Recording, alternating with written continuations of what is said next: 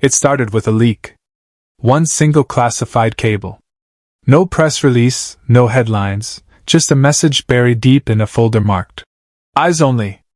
But what it said was enough to shake an entire continent. Traoré has 24 hours to deliver 90% of the oil and gold, or face consequences. At the bottom of the page, one name, Donald J. Trump. Not the president, at least, not officially. But a man still wielded power in the shadows, leading a private, global business offensive that even the White House didn't dare speak about. And this time, his target wasn't China, Iran, or Russia. It was Burkina Faso, a small West African nation sitting on a newly discovered treasure chest of oil and gold, and led by a soldier who would rather go down swinging than give up an inch of his land. But this wasn't just a standoff. It was the start of a war over Africa's future. And what happened in the next 24 hours would change the rules of global power forever.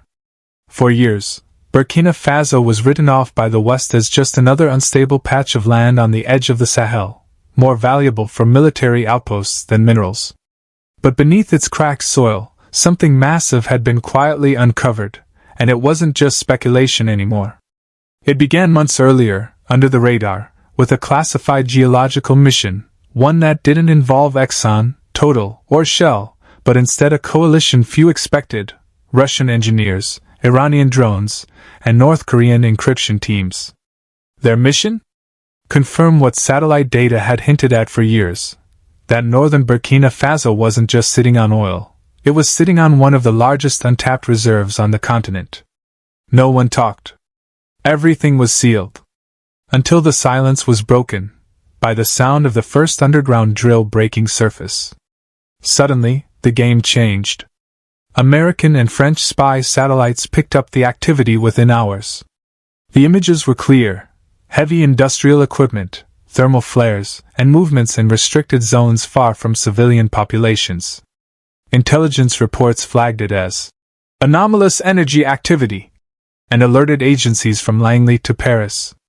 At first, they assumed it was just another small state trying to play big. But then came the kicker: encrypted chatter intercepted between Ouagadougou, Tehran, and Caracas, referencing a phrase that sent chills through Western oil boards. Sovereign Petroleum Corridor. And just like that, it wasn't a rumor anymore. Burkina Faso had oil. And worse, for the West, they weren't planning to ask permission. But oil wasn't the only problem. As foreign intelligence zeroed in, they discovered something else was happening underground: a quiet takeover of Burkina Faso's gold sector. Mines once operated by French and Canadian companies were now guarded by elite Burkinabe military units. The profits? No longer wired to Paris. They were redirected to something called the Burkinabe Development Fund, a national account under direct military control. The message was clear. Burkina Faso wasn't just discovering its wealth. It was reclaiming it. And as the evidence stacked up, oil executives and foreign diplomats started to panic. Because if one small country could pull this off, others might follow. But that wasn't the whole story. The message didn't come through official channels. There was no ambassador, no meeting, and no press conference. Just a sealed envelope, hand-delivered by a former U.S. military attaché, flanked by 2 private American security contractors. It arrived at dawn and was placed directly on Captain Ibrahim Traoré's desk.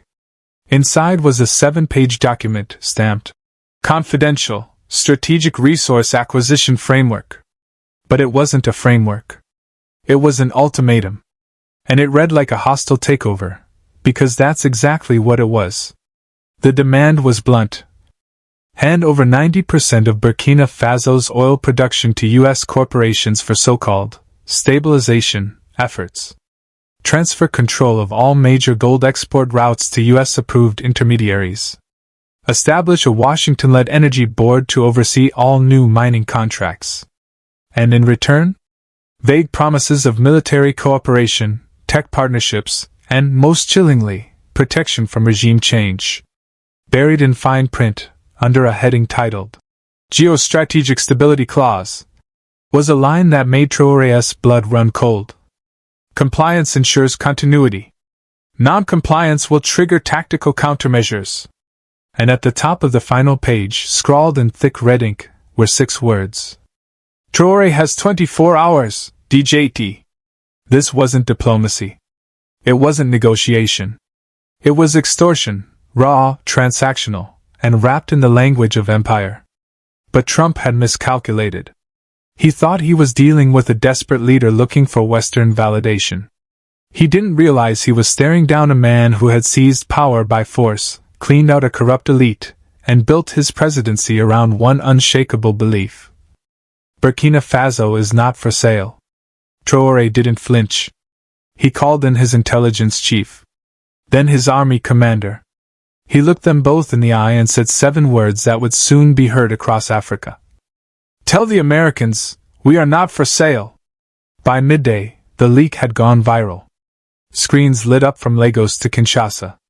Trump demands African resources. Traoré given 24-hour deadline. The world was watching. Burkina Faso held its breath. And Traoré? He didn't reach for a pen. He began writing his response with steel. Most leaders would have panicked. Some might have stalled for time. Others might have quietly folded, signed the deal, and sold their nation's future behind closed doors. But Captain Ibrahim Traoré did none of that. He stood up. He didn't blink, didn't flinch, and didn't hesitate. Because to him, this wasn't just a negotiation, it was a declaration of war. Not with bullets, but with contracts and threats. A war waged through cables, banks, and satellites. And now, it had reached his doorstep. So he activated a plan he had prepared long ago. First, he summoned the commander of Burkina Faso's Special Sovereignty Force, a unit so secret, most of the world didn't know it existed.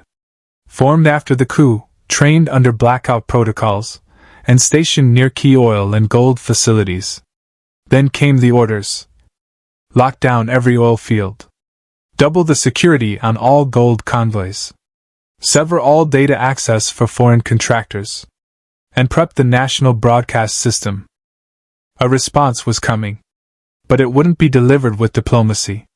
By noon, the entire country was glued to their screens. No one knew what to expect. Then a blackout.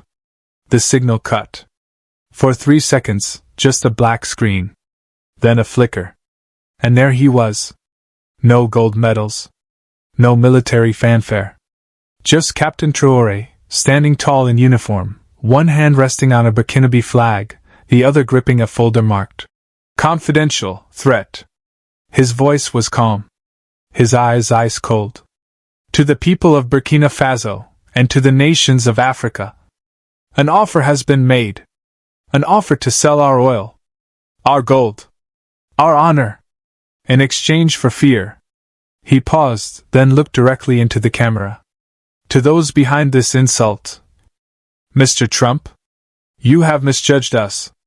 We are not Libya. We are not Iraq. And we are not your playground. The room went silent. The world did too. You gave us 24 hours. Here is our response. You have 24 hours to take your leave. Your threats. Your arrogance. Leave African soil. He stepped back, saluted, and walked away. No questions. No negotiations. Just a line in the sand, drawn in fire and conviction. And in that moment, Africa realized something. This wasn't just about oil or gold. It was about dignity. And Traoré had just become its loudest voice. But what came next would shake more than just the Sahel. The message had been delivered. Loud. Clear. Unapologetic. But Traoré wasn't done. In the hours after his televised address, most assumed he just issued a warning. A show of defiance to buy time or calm the streets. But what the world didn't know was that plans were already in motion, real ones, final ones. Just before dawn the next day, behind closed doors and under armed guard, Burkina Faso's National Assembly gathered for an emergency vote. No cameras. No foreign observers.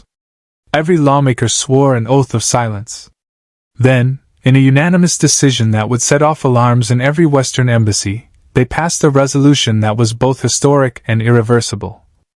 All oil and gold reserves within Burkinabe territory are hereby nationalized and permanently shielded from all foreign corporate ownership. Within hours, the ink had dried. And within 6 hours, the first wave of notices went out. French and Canadian mining licenses? Revoked. US-backed survey teams? Escorted to the border. Foreign embassy envoys? Informed that Burkina Faso's resources were no longer up for discussion. The era of contracts signed in Paris and profits wired to London was over. Traoré wasn't bluffing. He was rewriting the rules, in real time. But this wasn't chaos. It was surgical. Strategic. He announced the construction of Burkina Faso's first state-owned gold refinery, cutting foreign buyers out of the value chain entirely. A new Burkinabe mining law was drafted overnight, banning majority foreign ownership of extraction operations. Profits were now legally bound to flow into the Burkinabe Development Fund, no longer through offshore banks, but through a sovereign account with zero IMF oversight.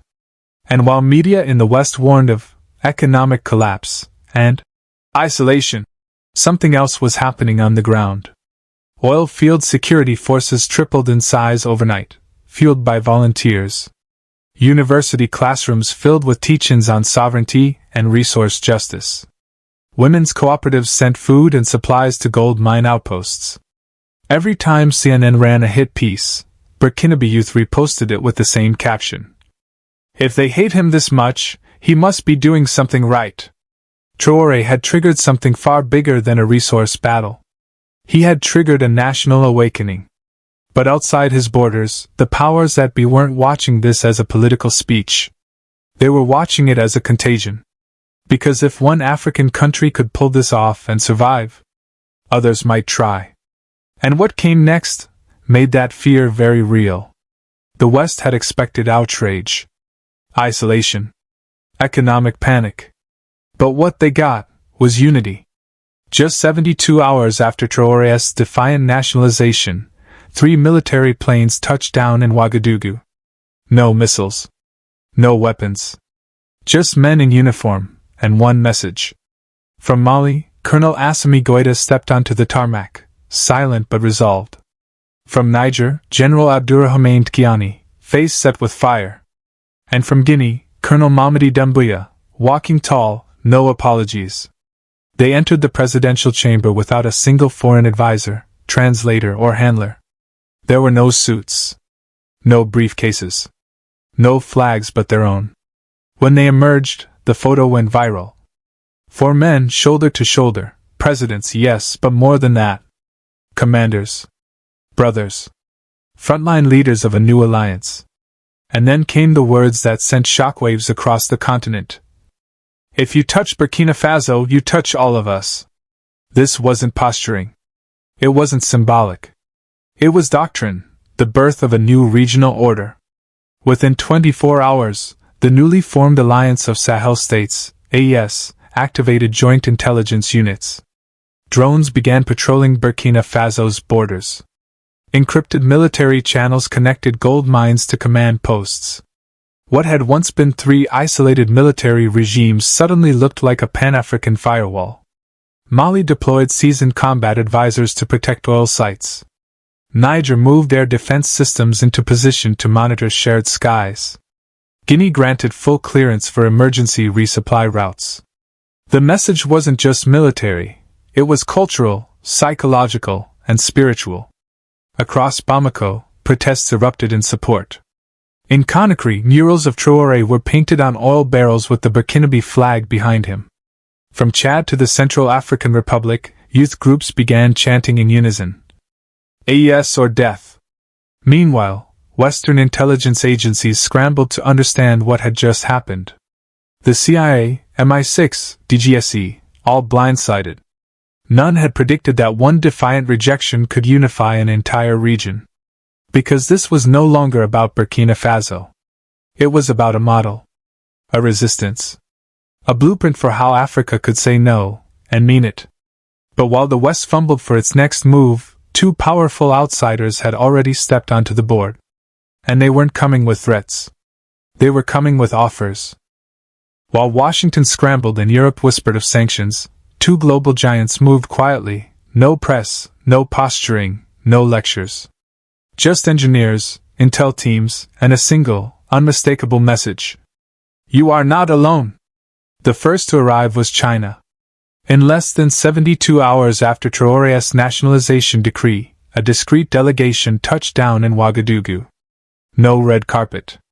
No Western-style handshakes. Just a plain convoy of diplomats, energy consultants, and digital finance specialists. Their offer? A game-changer. A fully operational oil refining complex, designed, delivered, and built in just 90 days, entirely state-controlled. A gold valuation system that would eliminate Western banks from the transaction chain.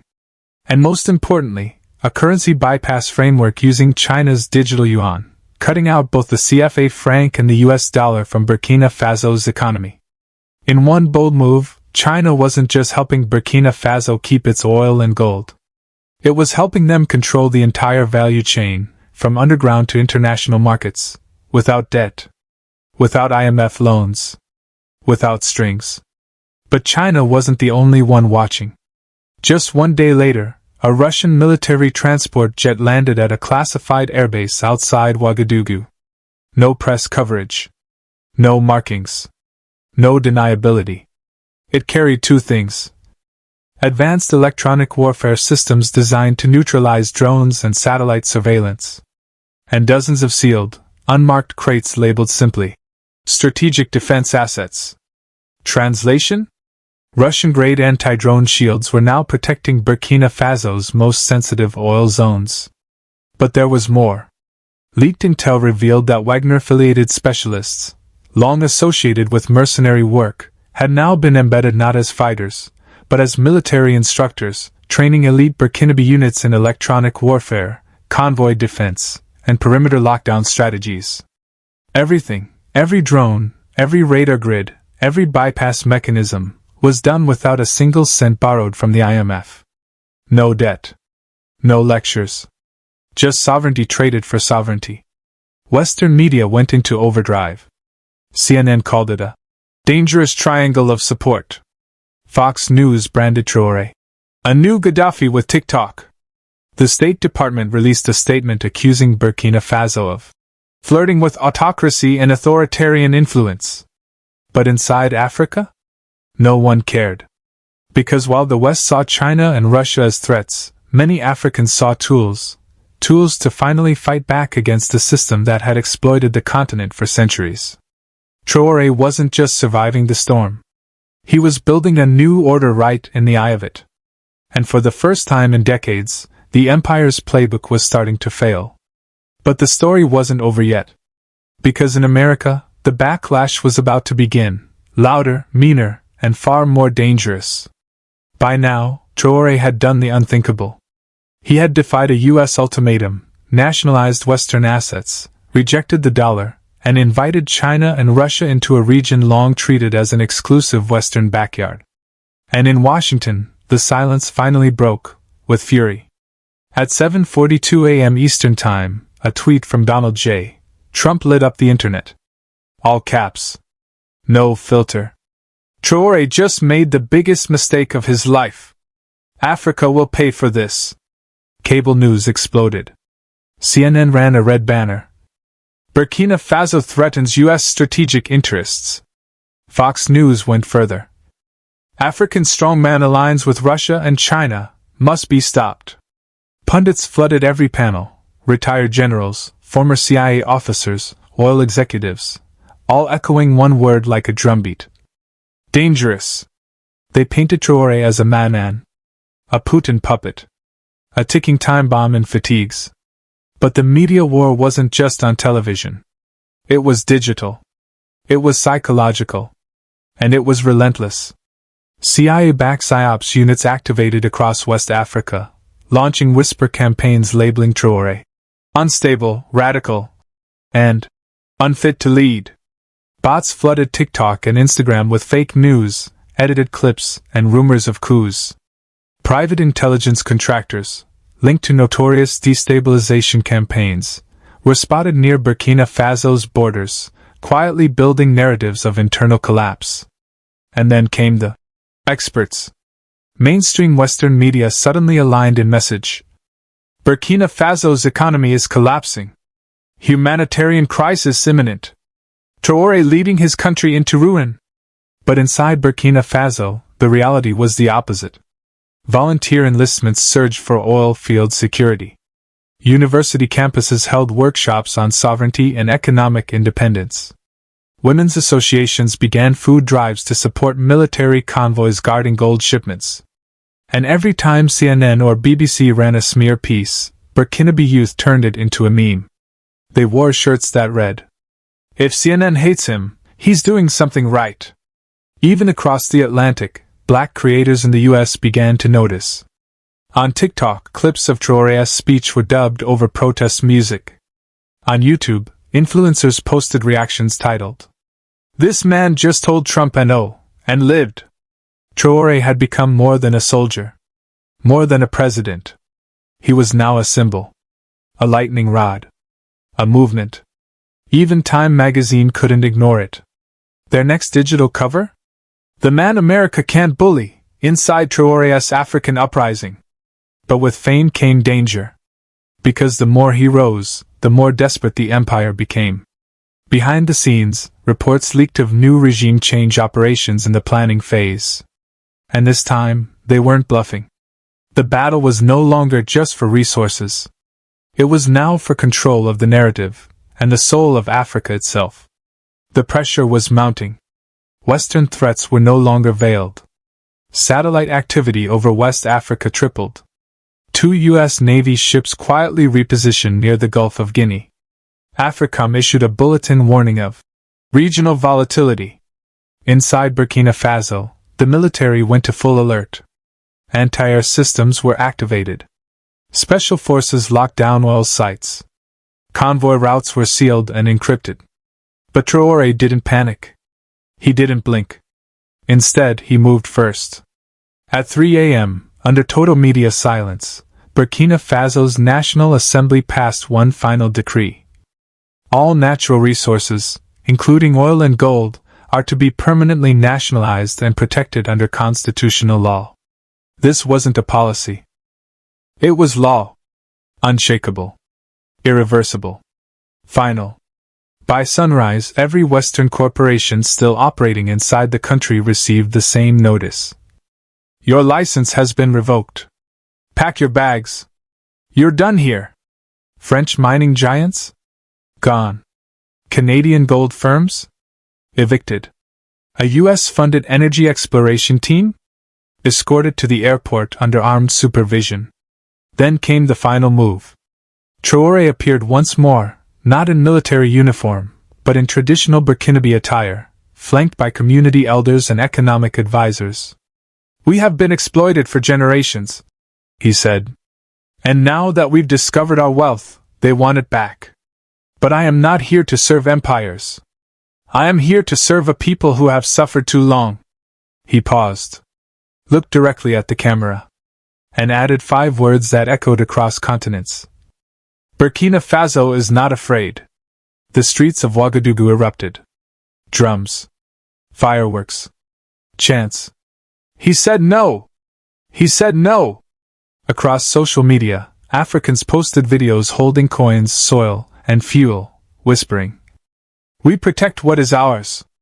But in Washington, silence. For 12 hours, no press release. No tweets. Just whispers. And then, at exactly 7:42 a.m., came a single tweet from Trump. All caps. Predictable fury. "Traoré just made the biggest mistake of his life. Africa will pay for this." Markets wobbled. Newsrooms scrambled. Pundits howled. But in Ouagadougou? Traoré laughed.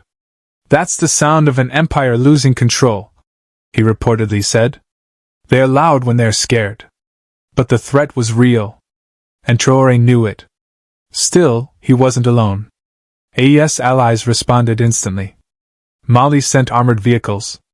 Niger repositioned air defense radars. Guinea declared Any strike on Burkina Faso is a strike on all of us. And then something unexpected happened. Something no intelligence agency saw coming. The people of Africa rose.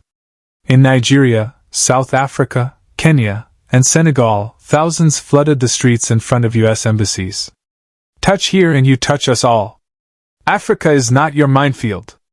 Keep your democracy, we'll keep our dignity. In boardrooms and bunkers, in studios and strategy rooms, the Western elite realized this wasn't about one country anymore. This was about a model. A model where Africa says no, where resources aren't handed over, where sovereignty isn't negotiated, it's enforced. And then came the final blow. A 43-second video. Posted by Traoré. No music. No drama. Just a man and a message. This is not just about oil. This is not just about gold. This is about the soul of Africa. And I would rather die standing than live kneeling. Within 24 hours, it had 12 million views. Even former African presidents, once silent, began speaking up. And across the continent, one feeling returned. Pride.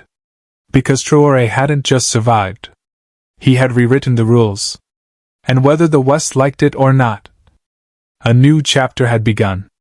If this shook you, it should. Because what just happened in Burkina Faso wasn't just a rebellion, it was a blueprint.